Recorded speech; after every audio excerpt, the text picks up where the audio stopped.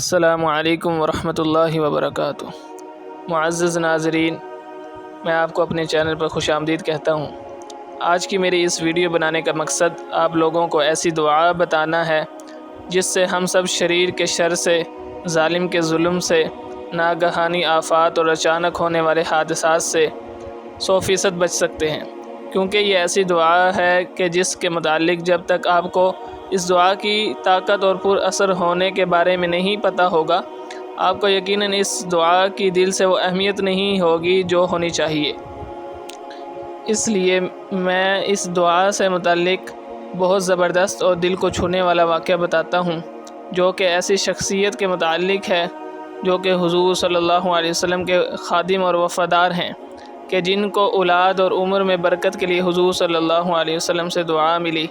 جی ہاں، یہ وہ صحابی ہیں جنہوں نے 10 سال حضور صلی اللہ علیہ وسلم کی خدمت کی اور آپ سے شرف تلمذ حاصل کیا۔ آپ کا نام انس بن مالک رضی اللہ عنہ ہے۔ آپ رضی اللہ عنہ سے کئی روایات احادیث کی کتابوں میں نقل کی گئی ہیں۔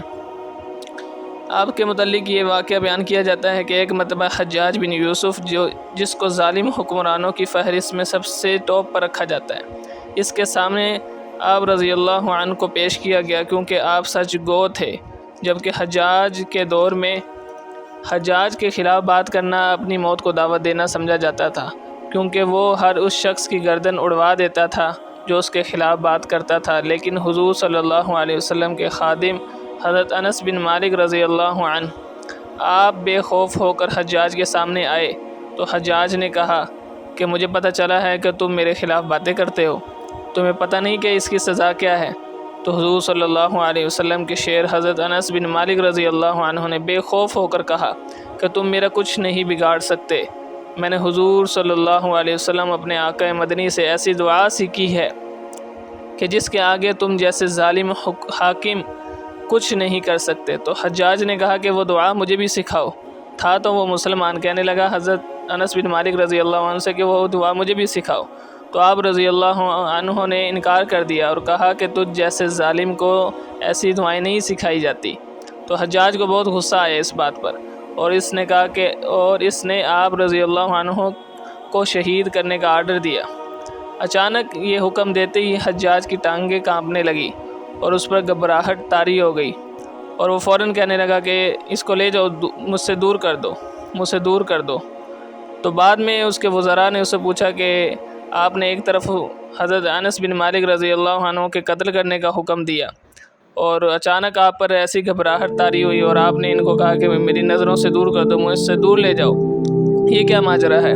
تو اس ظالم نے کہا کہ میں نے انس بن مالک رضی اللہ عنہ کے ساتھ شیر کو دیکھا جو مجھ پر حملہ کرنے کو تیار تھا، تو میں نے اس کے ڈر سے ان کو فوراً یہاں سے نکلوا دیا تاکہ وہ شیر مجھ پر کہیں حملہ نہ کر دے۔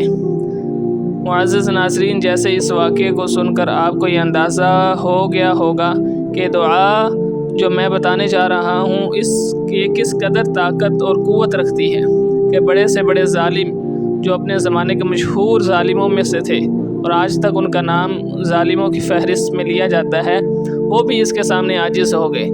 یہ دعائے انس رضی اللہ عنہ کے نام سے بھی مشہور ہے اور اس کے بے شمار فائدے ہیں۔ آئیے میں آپ حضرات کو یہ دعا ایک مرتبہ پڑھا دیتا ہوں اور اس کا اسکرین شاٹ بھی میں لگا دیتا ہوں۔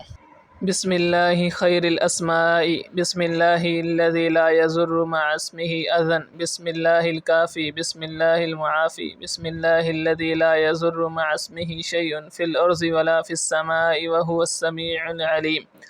بسم اللہ علی اہلی و دینی، بسم اللہ علی نفسی و دینی، بسم اللہ علی اہلی و مالی، بسم اللہ علی کل شیء اعطانیہ ربی، اللہ اکبر، اللہ اکبر، اللہ اکبر۔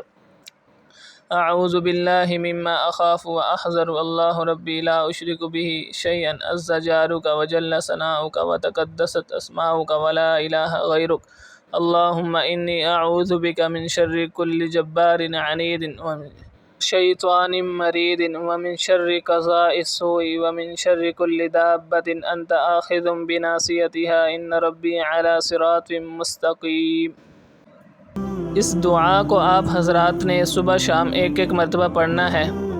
اس ویڈیو کو سبسکرائب کریں اور لائک کریں اور شیئر کریں، تاکہ جتنی یہ دعا پھیلے گی اتنا ہی لوگوں کا فائدہ ہوگا اور ہمارے اس عمل سے کسی کا فائدہ ہو، ہماری دنیا اور آخرت کے لیے باعث اجر اور باعث نجات ہوگا۔